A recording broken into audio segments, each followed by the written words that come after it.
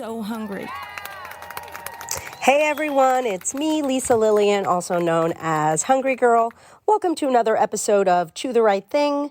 This week we have a special one-on-one episode. It's an interview with Ilana Muhlstein. You may know her as the founder of the 2B Mindset Plan, which is a Beachbody plan, and it's fantastic and super popular.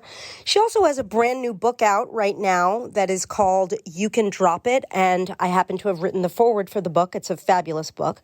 So I invited Ilana onto the show and wanted to take a deep dive into her philosophies and her book. I hope you like it. Hey, Ilana, how are you? I'm so good. I'm so happy to see you while not in person. It's still always lovely and such a perk up to see your face. Oh, well, back at you. And thank you for being on the podcast yet again, because you were here before and you're an amazing guest. And this time it's for a super exciting reason. You have a brand new book that I'm holding in my hands. It is called You Can Drop It. Look at you on the cover here looking absolutely beautiful with your before picture. If this cover doesn't sell books, I don't know what will, quite honestly. Thank you. But why don't you tell people, for people who may not be familiar with you, and I hope everybody goes back and listens to the first episode that we did together because it was amazing, but give people the rundown of who you are and what you're all about. Absolutely. And I will start by saying what will probably help sell the book more is that you wrote the foreword. So thank you so much for being a part of that, because it means so much to me to have you write the foreword, because obviously you've been someone I've been looking up to for ever. So that means so much to me. I feel like we've come full circle. But so basically my personal story, I was morbidly obese, super overweight as a kid. I was over 200 pounds by the time I hit my early teens. I was shopping in plus size clothing. I was really just struggling, absolutely obsessed with food. I was sent to weight loss camps as early as 8 years old. And I was already in a yo-yo dieting cycle that young, losing 30 pounds, gaining 30 or 40, losing 30, gaining 40 or 50, losing 30, gaining 50 or 60. It was a bad cycle. And one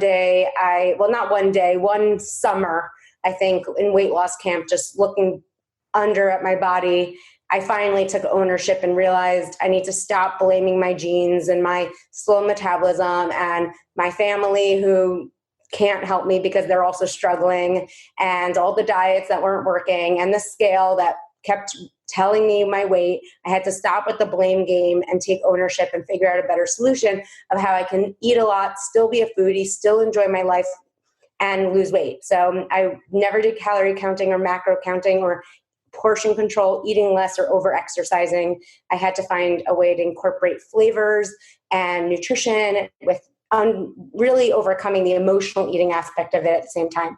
And thankfully, I became a registered dietitian, lectured at UCLA, created a weight loss seminar there, grew my private practice in Beverly Hills, and met Beachbody. And we turned my program, my system into a weight loss program that over 240,000 people are doing. And now it's into a book, which is super exciting. Amazing. So your program is called 2B Mindset, and it is I love it because it works perfectly with the Hungry Girl philosophy. Yes. So take a few minutes just to tell people, describe the program and what makes it so effective and why you think it's resonated with hundreds of thousands of people. Yeah, definitely. I mean, I get it so much. I'm not someone here saying, eat well because of your immunity or for the beauty in your skin or because it's a super expensive home delivery thing.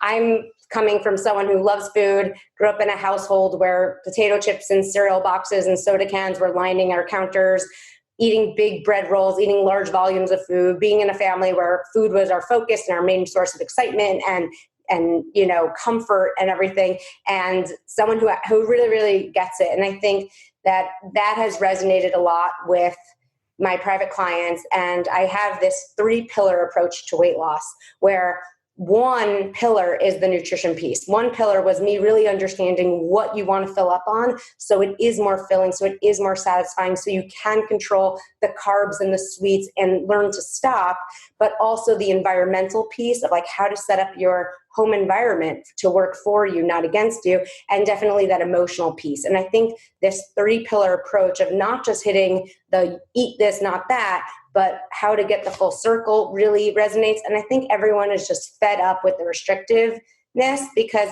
the more people say no to themselves, the more they find themselves just gaining more and more weight. So everything within the program, nothing is designed around no. Everything's revolved around yes, what you should focus on. My favorite analogy that I bring up in the book is, everyone always says, I'm done with carbs, or I'm not going to eat over 1,000 calories, or whatever it is.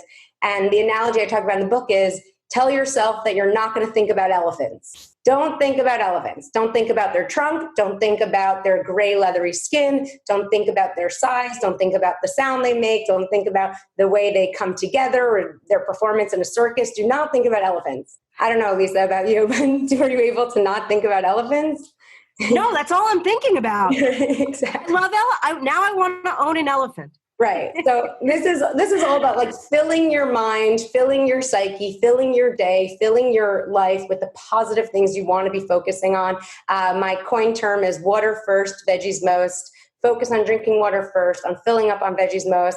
And then I have all these other tools and slogans and processes for handling sugars and carbs. And I have treat, not cheat, like learn how to choose smarter treats. So it never feels like you're cheating. It always feels like you're treating. You could always gain more enjoyment from these foods and sweets you're eating in a fashion that actually helps you lose weight without giving up everything you love and desire. So it's been a wonderful journey being able to deliver this guidance and advice and system through a video-based format, which is the To Be Mindset program.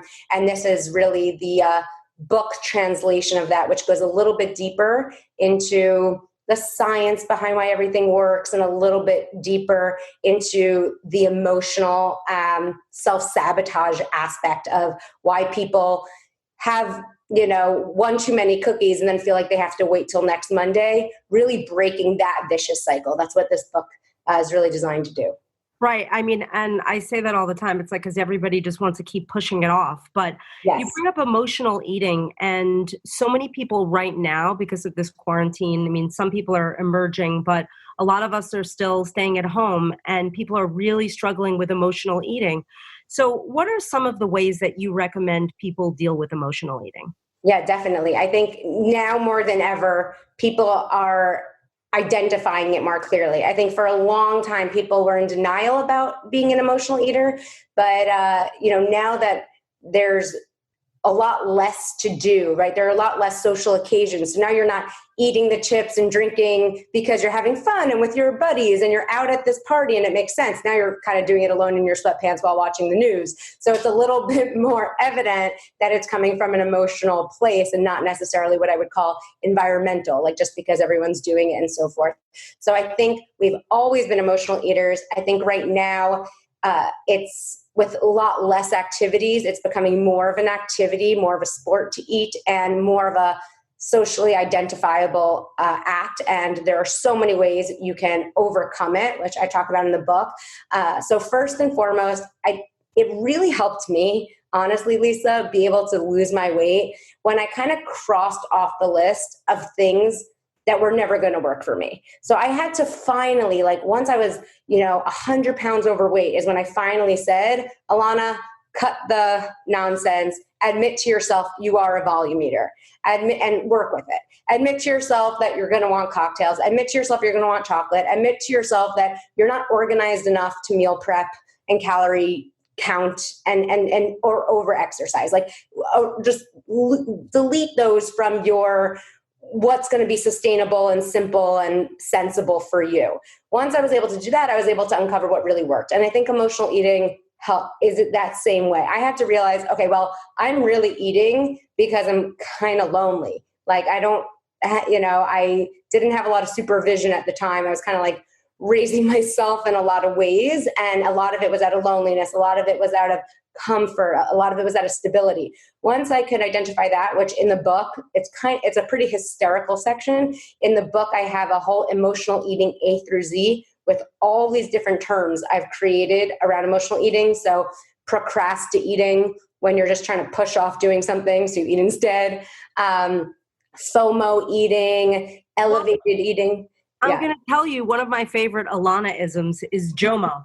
the joy of missing out. Like I thought that was genius. Can you please talk a little bit about that? Because I was like, yes, this is amazing. Absolutely. Yes. Once you properly identify, which you can definitely in the book, you can relate to at least one of the kinds of emotional eating, and you'll be like a ding light come off in your brain of like, yes, that's what's been getting me. Once you first do that, then you can go about how to overcome it. So let's say your biggest issue is FOMO eating, which is one of the like 15 plus kinds of eating I talk about. That's fear of missing out. So that's when you're full and satisfied, dinner's done, but then your spouse, your sibling, your child, your whatever comes up and is like, oh my gosh, this baked good I just discovered from a Hungry Girl. Well, Hungry Girls are pretty innocent, but let's say like I got this from this website or Pinterest, these gooey cookies, and everyone's eating them. You're not going to eat them. How are you not going to eat them? They're just out of the oven. And it's that fear of missing out. And how to harness that sense of, you know what? It's JOMO. It's the joy of missing out. It's every time I say no to something, I'm saying yes to something else. If I'm not having these cookies, I'm able to track it. I want to go on the scale the next day. I want to touch base with my community. I'll be able to get in that early walk in the morning that I've set my mind to. I'll be able to see a weight loss, and weight loss is a treat. So how to really change your mindset over, going from FOMO to JOMO in that instance, if that's your thing that's tripping you up. And everyone has different ones. It's fascinating. That honestly so resonated with me because like lately I've been like really stopping eating at like 4:00 and everyone's like, how do you do it? How do you do it? And I'm like, oh my gosh, it's JOMO. The joy of missing out, like not eating after 4 makes me feel amazing when I wake up the next morning. So I was like, wow, this is genius.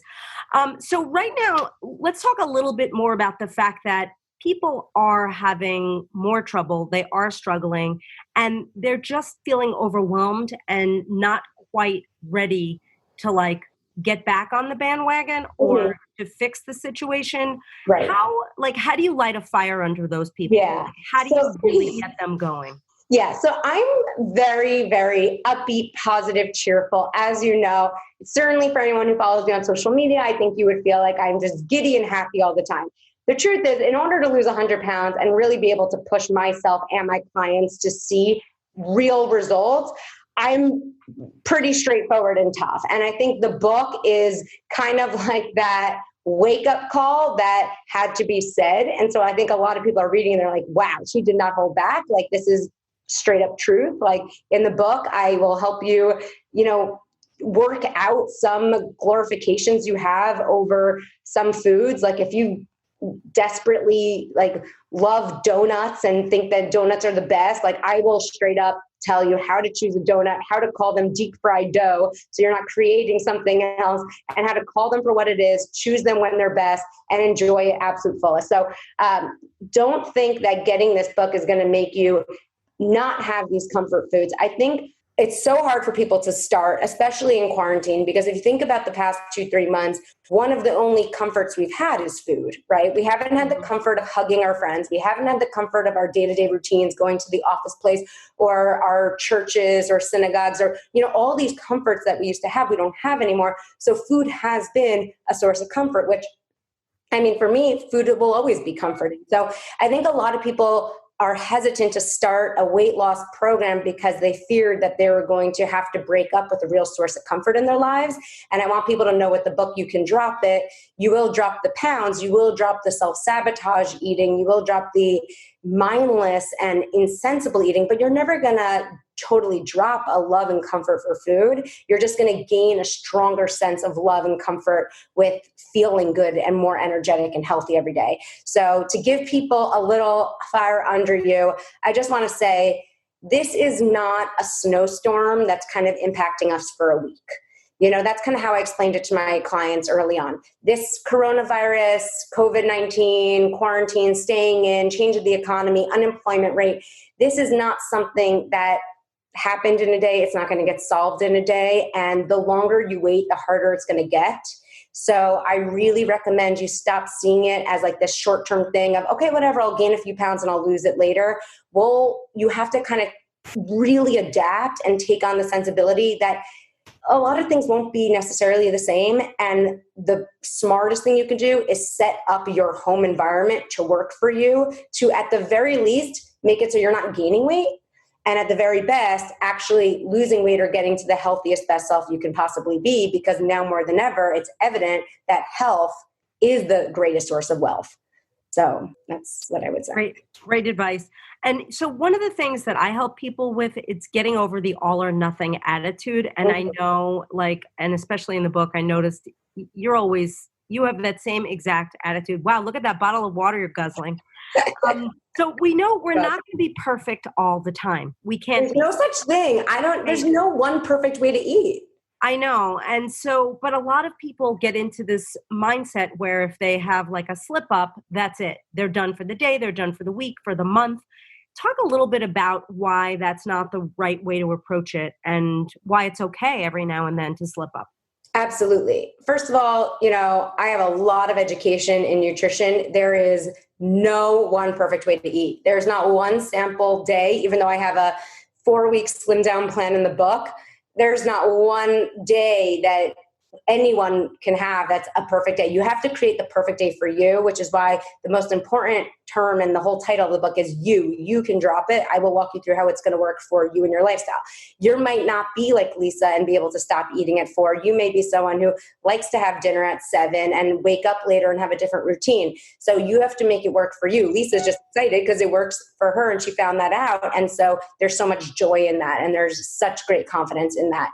If you have the all or nothing thinking where you feel like you slip up once and it's over, I'm just letting you know now, I mean, this is about to sound pretty harsh, so I'm just going to lay it out there. I think everyone knows that doesn't exist. I think everyone knows that in school and career, you don't have one bad quarter and then just shut down a whole business, right? So everyone knows that. I think people say they're all or nothing as an excuse to just do nothing. And listen, I've done it too. Like, I think we're all guilty of it, but I think everyone knows for real that eating one plate of cookies is not going to make them gain 10 pounds. I think it's just easy to say, oh, I blew it, so now I can continue to proceed into ways that would make me gain 10 pounds. And then it's easy to blame whatever happened on that first day that initiated the fire, which probably has nothing to do with you and everything to do with your spouse, your job, or anything else. So I'd say stop saying all or nothing. Stop saying one slip up leads to next Monday, because you're really at this point, it's only cheating yourself to just not focus on getting it back together. I overeat all the time. I was on a Zoom call yesterday with family. Everyone was bickering. I couldn't take it. I found myself eating like challah bread and butter for the first time in a very long time. It's fine. I tracked it. I moved on with my day. I had what I call my plate at dinner, how I style my plate for dinner, which is really easy to do using Hungry Girl recipes. And I only gained 0.2 pounds in a day. Like, it's not the end of the world. Any eating episode you have in a single day could still lead to a weight loss in the overall week and the overall month. So enough with like the short-term fix and thinking, because we've all seen at this point, it doesn't work. It's funny how family can make you eat bread and butter. I've been there. Yeah. Yeah. So you talk a lot about self-sabotage. Mm-hmm. What does that mean for like people that are at home thinking, wow, I think that's me, but I'm not sure? What does it mean? And how do you help people overcome that? Yeah, I have a whole chapter in the book that's called Stop the Self-Sabotage, chapter 9. Stop making excuses. Like, excuses are not your friends, so stop making them. And it's funny how many people are taking screenshots and like jumping right to that chapter, which I don't recommend, because I take you on a journey in the book and you're not really ready for chapter 9 until you've read 1 through 8. And I've gotten you to the point where the first line of the chapter is, okay, you're done treating your body like a trash can. And I'm pretty blunt in this book, which is why I think people are loving it so much. But you have to get to that point where you are done with that. And self-sabotage it's essentially what happens when people just throw their hands up and they say, I don't care, right? Because ultimately, you wouldn't be listening to this podcast right now. You wouldn't be interested in healthier alternatives for recipes if you didn't care a little bit about your body and your health. And you should care about your body and your health. I think we've gone into this wave where people are saying, oh, you shouldn't over-obsess about your body and your health. You should never over-obsess your body or health. But the alternative of not caring about it is just as dangerous, if potentially more dangerous, because 2 out of 3 Americans are either overweight or obese. And it's putting us at a much higher risk for chronic diseases that a lot are highly preventable with just losing weight and caring about your body more. So care about your body. In the book, I really make you own the fact that you do care about your body and turn it into something that you celebrate and you're proud of. So the self-sabotage occurs when you temporarily lapse in your judgment. And a lot of it starts with, well, I don't care. Like, I should just be able to keep eating this because I'm not going to start again until Monday. Or I have to keep eating this because summer's almost over and it's only a limited time to get this certain flavor of ice cream. And all these things we tell ourselves. So the self-sabotage, I have a whole chapter on it, and like the whole book essentially is bringing you into a place where you get out of your own way and you just keep losing the weight you need to. But one line I'll share that I think will really help people is know yourself, stop testing yourself. You have to know yourself and you need to stop testing yourself. So a lot of people say, I don't know what to do. I just keep eating chocolate chips by the handful standing in my pantry. And it's like, well, why do you have the chocolate chips still in your pantry? And then this is every mom always says, quote unquote, well, it's for my kids. The bottom line is you're the one buying it. You're the one bringing it in house. You're the one who's putting it right there on that shelf where you're going to be the one with the fists in the hand. So if you gave your kids a lollipop instead, they'd be just as happy. And if the lollipop doesn't trigger you the same way the chocolate chips do, then stop buying them momentarily while you gain the control. Eventually you will have it, but just know yourself and stop testing yourself. And that's really ultimately what a lot of the book and that chapter entails, because honestly, that's the only way I kept breaking through plateaus is when I was like, okay, enough of this. I gotta change and set myself up for success and not keep getting in my way. It's great advice. Now, is there one client or one story that really stands out that you think might help inspire that you'd like to share? Like one success story that you think above all really stands out? It's wonderful. One of the proudest things I have for the book is like, yes, it's like everything I wanted it to be and more. And it's tons of recipes and meal plan and all that good stuff. And you're forward, of course. But honestly, one of my proudest aspects of the books is that it's actually lined in testimonials, like full color before and afters and amazing stories.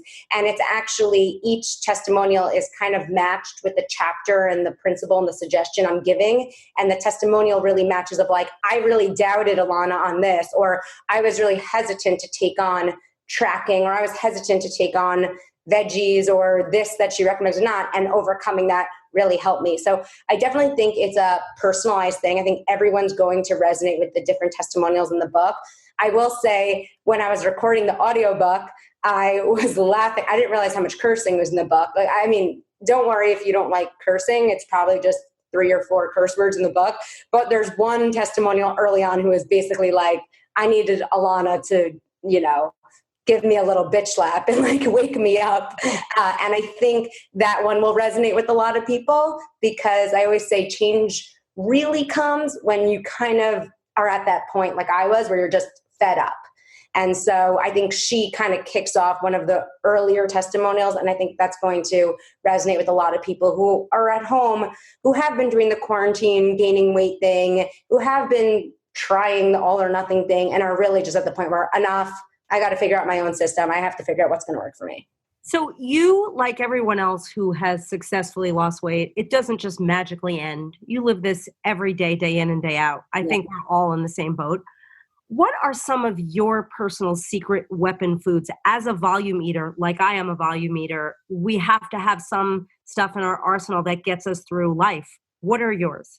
Oh, absolutely. I mean, I talk about veggies like they're my children, like with so much adoration and love. And I definitely go in phases. Like, so in the book, I wanted to keep it really simple for people. So I did 5 veggies, 5 ways.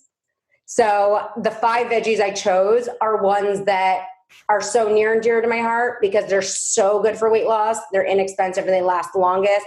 I mean, obviously cauliflower, like who can argue cauliflower these days? I mean, I think that's like a universal love. Everyone has mac and cheese it, nachoed it, pizzaed it, and sees how great it is, especially if you've been such a white bread pasta type of person. The color takes away a lot of intimidation. So cauliflower, we love cauliflower rice all day, every day. all day. I mean, your recipes are to die for. I'm just like anything, cauliflower, cheese, we're good together. And then, the other ones within the book, eggplant. I think eggplant is one of the most underrated veggies. I know you've made great like stacks with veggies. I have every single one of your cookbooks literally lining on my shelf. Eggplant is such a great weight loss weapon because there's something very starchy about the center of an eggplant. Before it gets gooey, it kind of holds like a nice starchiness to it. And I mean, I eat a whole eggplant at a time, no problem. Like I'll air fry a whole eggplant and eat it as a snack. So I really like a lot of food. So eggplant is always great. I always see weight loss from eggplant, and I see it's just super versatile. And cabbage. I mean, I would like marry cabbage. Has always been one of my favorite. People hear cabbage, they hear bleh, but the second you start roasting the cabbage low and slow, making cabbage steaks, making like sautés and stir fries, it really becomes, I think you even use the term like noodly to explain shredded cabbage in a stir fry. Totally has changed my life, especially when you combine it with those wonderful, like umami savory flavors, the soy sauce and rice vinegar and sesame oil. I mean, I could eat that all day. So those are tops for me. Yeah, you love veggies. You hit it out of the park with eggplant. Like, I think eggplant is so underrated. I think people don't know how to cook it. So you've got great recipes. I know I've got great recipes. People just need to not abuse the eggplant. They need to embrace it. Oh, yeah. Tell me, like, what else would you like to add? I know we've talked a ton about your book. Is there anything else you want to add about the program, about anything that you think people should check out? I just really, really, really want people to we've already been in this adapted lifestyle, we'll call it, for at least 2 months. It's crazy to think, like, going back at pictures, like if we've really been in this for a while. And you already see in business leaders, you see in political leaders, you see who's thriving and who's really struggling in this time. And a lot of it comes down to the language. You see the more people who are using terms like coronavirus, COVID-19, the president, politics, quarantine, those words, it really just puts you in the state of focusing on what you can't control. And you see the people who are talking about this as time for opportunity, experience, adaptability, flexibility, discovery are really thriving and flourishing. And I really, truly, sincerely hope that everyone knows it's not too late. So if you've been in the first set of stage, that it's never too late to get into the second wave of embracing the stay-at-home lifestyle to be one that works with you. Your home could either be set up as a place that's causing weight gain, that's causing arguments, that's causing fighting, or it's causing you to not feel great or ever want to go back into your jeans.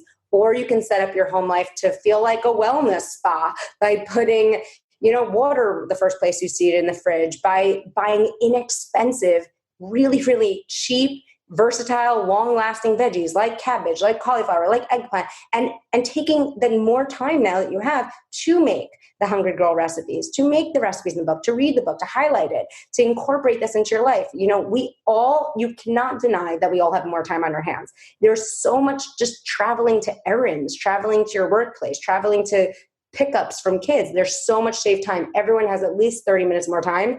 And your recipes are so simple as it is. The ingredients within your list of recipes within the book, it's not long, it's not complicated. So if you've always used that as an excuse, now there's really no time to do that. And what I would like to give everyone a sense of urgency, because I think you need a sense of urgency to actually get something done.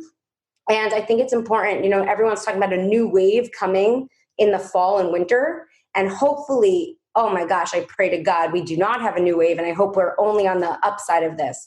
But the bottom line is we see early data that people who are overweight or obese are at a higher risk of having lots of issues from coronavirus. I don't have to go into it. And so now's your time to take ownership of that. Lose 5 to 15 pounds a month every month until the fall. I mean, you can lose 30, 40 pounds before any holiday season, second wave that could happen. You can do it. Ilana, you're so inspirational. Congratulations. This book is incredible. You're amazing. Continue success. And thank you for being here, and come back soon. Thank you so much. Thank you, everyone. I love, love, love the Hungry Girl community. I'm a part of it. I'm in the Facebook group. I love you all. Keep posting, keep sharing your best tips, tricks, strategies, and your fun twists on the Hungry Girl recipes. I am definitely a user myself. Ilana is amazing. I hope you enjoyed that as much as I did. And I really think you should try to check out her book, which is available on Amazon and wherever books are sold. We will link you to it on our show page, which is hungry-girl.com/foodcast. So you can check it out there. And while you're on our site, you should sign up for Hungry Girl Daily emails in case you don't get them. So you need to do that. Well, that is all I have for you, other than to let you know that next week there will be no new podcast. We are taking a week off. Have a great and safe Memorial Day. I'm Lisa Lillian, also known as Hungry Girl. Till next time, chew the right thing.